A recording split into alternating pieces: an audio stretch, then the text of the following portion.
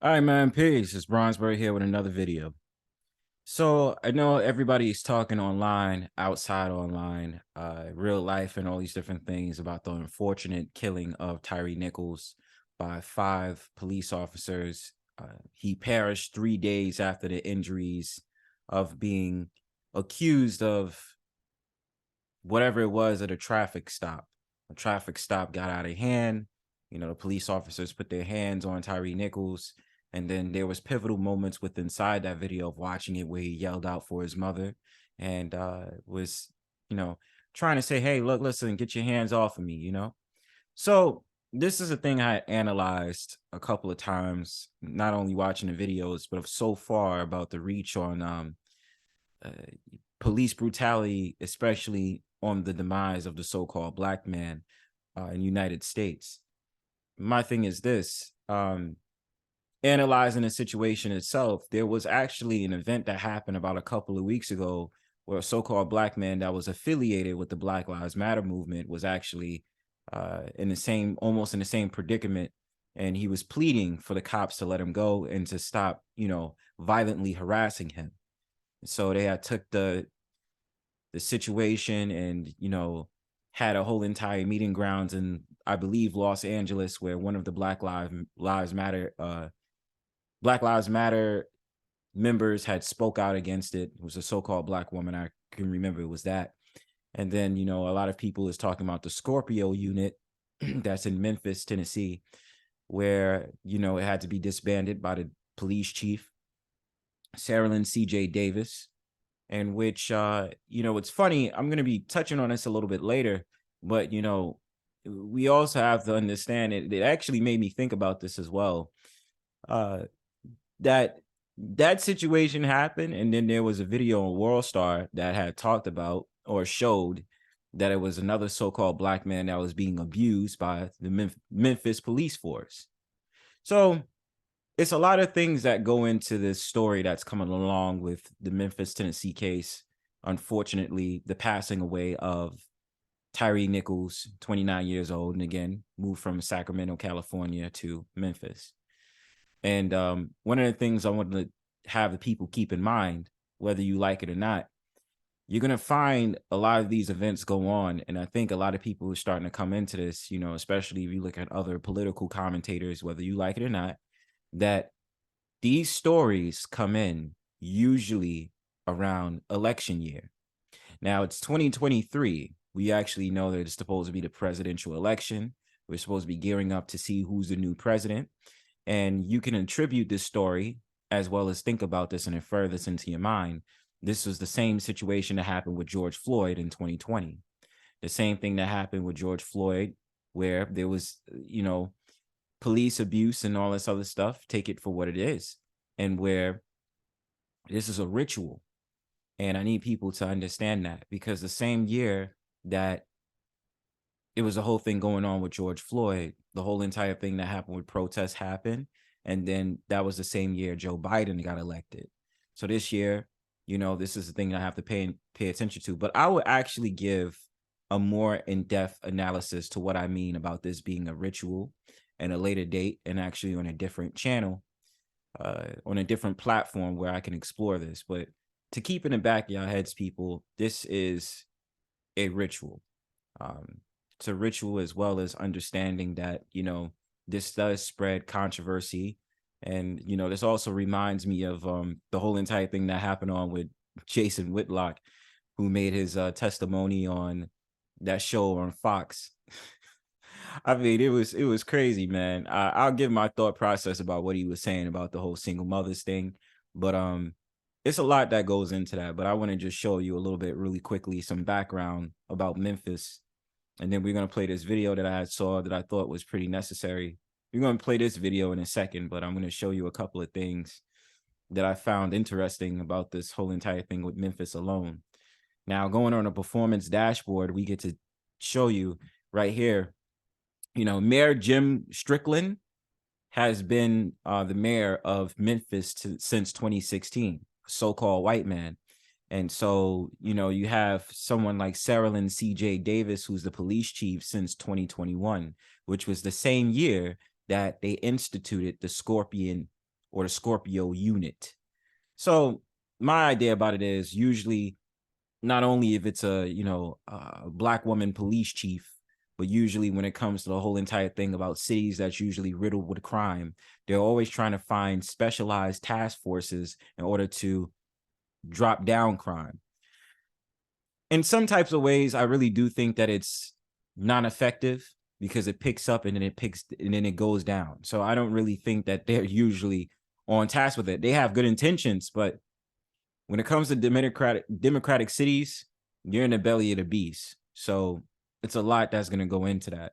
So just to check this out, just to give y'all a little bit of background information, the top of this category is referring to response from like the medical units, the firefighter department, and you see right here it says 66.32.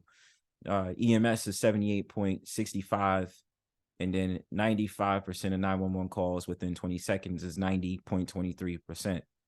Now, to get to directly the police force, it says reduced violent crime has only been 39.75%. So it's only been, a percent change of 39.75, so pretty much 40%. And reducing property crime is actually negative. So it's about negative 50% in Memphis, Tennessee. And I already knew that Memphis had a very big crime rate when it came to how they are. Like, Memphis is one of the most violent cities in America. And so increase in number of police force to 2,300, 1,942. And I've already looked at the research on that, where you can see an overwhelming population of so-called Black people make up the police force, primarily about 58% the last time I checked. Maybe it's more than that, because I know Jason Whitlock had attributed that to his message when we was talking about it. But to get into the point, I wanted to review this video with you guys about the police chief herself, making her statements about the recent event of Tyre Nichols perishing 3 days after being attacked by the police force.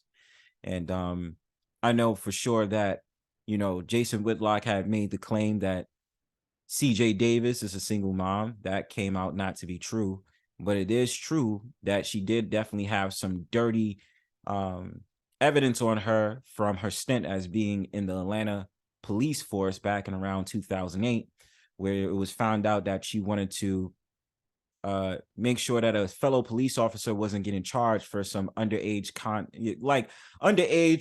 child. I don't want to say porno, but I would say some allegations with sexual relations with underage children. So I'm going to show you this video. We're going to view it together. So peep. CJ Davis, Chief Davis, thank you for joining us this morning. So the officers were charged yesterday. Why is the video being released tonight? Are you worried that it's coming out on a Friday night? Well, there was much discussion about when an appropriate time for the video to be released, George, and not just the Memphis Police Department, but with city administration and other agencies in the area. We felt that Friday would be better. We're taking into consideration the reaction of the community that could potentially take place, and ensuring that our schools, are out. Most business folks would be on the way home on tomorrow. Well, I would think of it this way. I mean, especially when you have the Black Lesbian Matters movement start pumping up their gums and, sit up there talking about, no justice, no peace. I've always told y'all on this channel, I'm very critical of Black Lesbian Matters because they're a bullshit organization. I've been said that. But to get to my point, strategically, they planned this to come out a certain day of the week, I believe, because they wanted to not have people cause ruckus in the streets. So they thought appropriately Friday evening so that people can gear up, put up their signs, maybe go out Saturday and do it. I mean, that's at surface level, but I know it's bigger than what it seems. Did you give any consideration at all to this evening, I'm sorry. Right. Did you give any consideration at all to not releasing the video, given the concerns? No, not at all. As we continue to talk about transparency, and even though this is a very, very difficult video to watch, it was never a thought that we would not release this video. We wanted to make sure that it wasn't released too prematurely because we wanted to ensure that the DA's office, the TBI, and also the FBI had an opportunity to cross some of the hurdles that they had to in their investigation. And we're sort of at a point now that the DA has made his statements in reference to charges of these officers that this is a safe time for us to release the video. You say it's difficult to watch. What was your reaction when you first saw the video? In my 36 years, George, I would have to say I don't think I've ever been more horrified and disgusted, sad, but just, you know, and to some degree confused. Confused? Yes. Why? You know, when I say confused, just in the level of aggression and response to what had occurred in this traffic stop, and it's still very unclear, you know, as to the real reason for the stop in the first place. I guess Well, the thing about it is a lot of the police force that goes around in different areas of the country, in my belief system, whether they're so-called black men, so-called white men, join the police force sometimes as a way for a coping mechanism from their ways in their young adult years, particularly high school. Maybe because they know that they could be 6 feet buff and, you know, have the honorary role of carrying firearms and carrying weapons that could harm fellow man, that they can get away with it. I mean, obviously, we can go into the records of something as endearing as understanding that a group of NYPD officers in 2014 had came to an interview and had admitted that they're planning on suing the city for knowing that they had to engage in misconduct, particularly with so-called black men and so-called Latino men, in order to meet a quota. And many cases have went around where cops have done, you know, very foul things to particularly black American men, where it could be the same type of thing, a traffic stop, and one police officer will use their flashlight to bang out the window of the person who's driving a car, take them out the car, abuse them, and then say that they were resisting arrest because they're screaming, yelling, and pleading with the police officer to leave them alone. So a lot of these things that's going on, and, you know, to the point of CJ Davis, I don't think she's really confused. I'm not trying to play on her lying or anything, but there's no doubt in my mind CJ Davis is used to hearing some type of story that a police officer has done some very disturbing things to people and citizens of a particular city that she had served as a police chief. Part of your confusion must be rooted in the fact that your department did enact new policies in the wake of George Floyd's murders. What went wrong here? Well, I think that there were several gaps that took place, and I'm just going to be honest.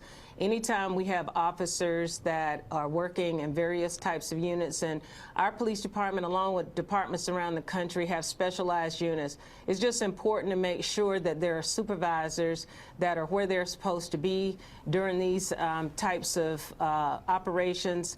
And, you know, individuals that are the right people that are in place that will act appropriately when these types of incidents occur. I believe there was a sense of groupthink in the mentality of what was happening.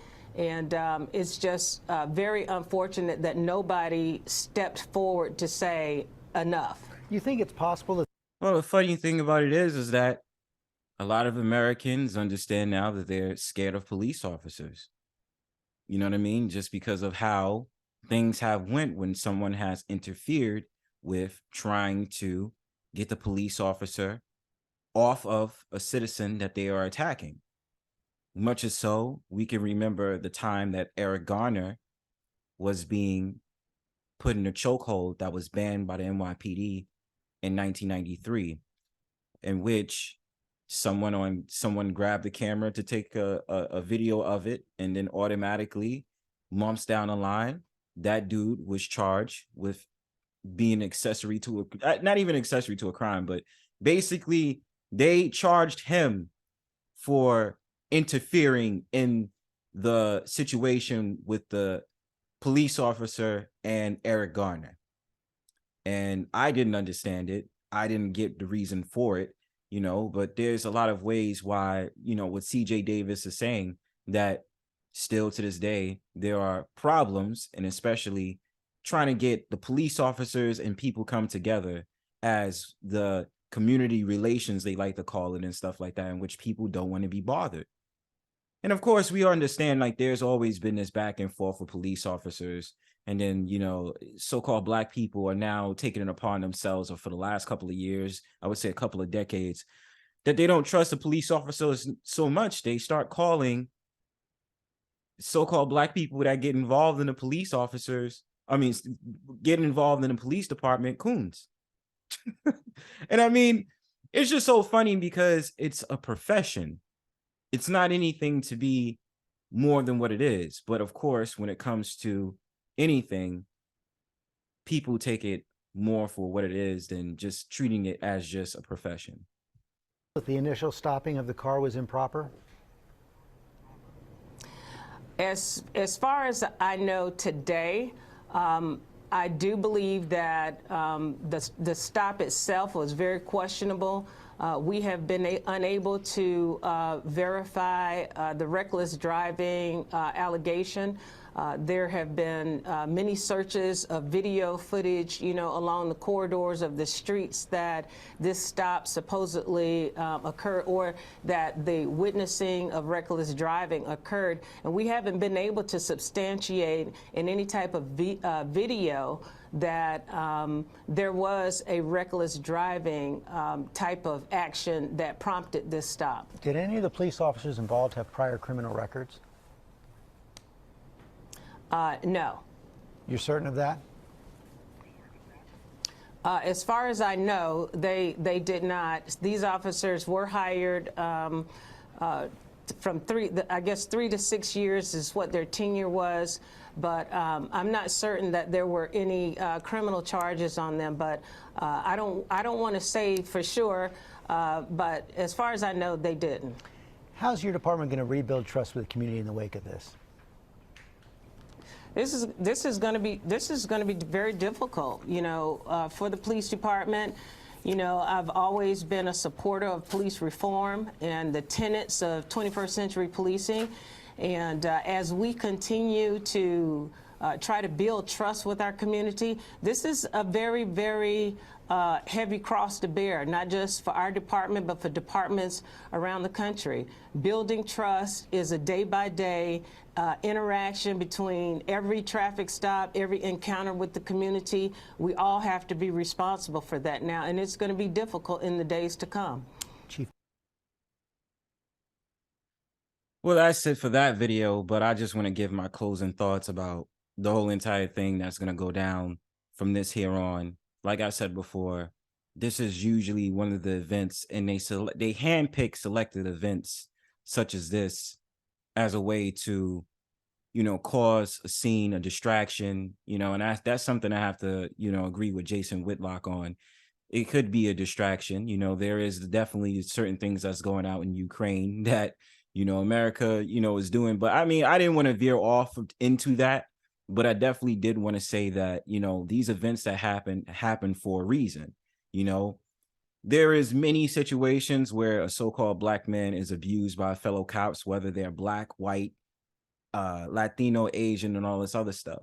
And I'm not saying that, it's not important that we understand the situation and something needs to happen with a situation like Tyre Nichols. But at the same time, look at the time of the year that it is, and how, when you glance back at what happened with George Floyd, how hard they wanted to go with police reform, and how hard they were trying to, make this a conversation about police brutality. You understand? So then you'll get those protests, and, it's usually led by Black Lesbian Matter. And, they'll have their whole entire protest on the street, young Gen Z women twerking, looking stupid. And, you know, a lot of people out here and white people sitting up there getting at other white people over, you know, them being an accessory to white supremacy and all this other stuff. But now it's a game changer because now it's primarily so-called black men that was police officers. It wasn't white. So, you know, as much as it reminds me of a lot of different things because it becomes a game changer of conversation. Like just how it was with Sean Bell back in 2006, where he was murdered, 50 shots, and the police officers was both black and white. So a lot of these different things go into it. But, you know, my last comment, especially about Jason Whitlock, you know, going off the extent of talking about single motherhood, you know, this invoked a lot of conversations between black men and black women, you know, online, talking about the single mothers and, you know, all this other stuff. I believe all of that is just fluff. It's frivolous. You know, my opinion about it is that at the end of the day, you know, single mothers running the cities and stuff like that, there are women out there that run organizations and have black men in them, just like there are organizations in cities where black men run them and are trying to get black men on the right path when it comes to how they conduct themselves. It's just that when you live in democratic ran cities, it doesn't matter if you're a single mother, a mother with a father in the life, a stepfather, and all this other stuff. It is just the point that democratic ran cities are belly of the beast. There's a reason you ain't gonna really be seeing no black man suffer a defeat like this if he lives in the suburbs. There's a difference. But it's always a story to be told. There's always things that's going to be happening. Unfortunately, this brother had perished way before his time.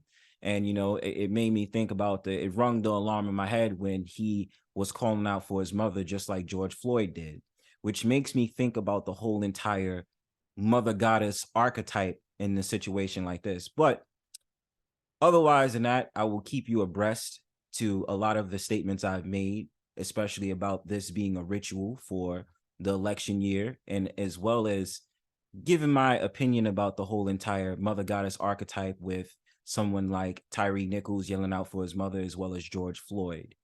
Otherwise than that, make sure you give me your thoughts in the comment section and do not forget to like, share, subscribe. Peace.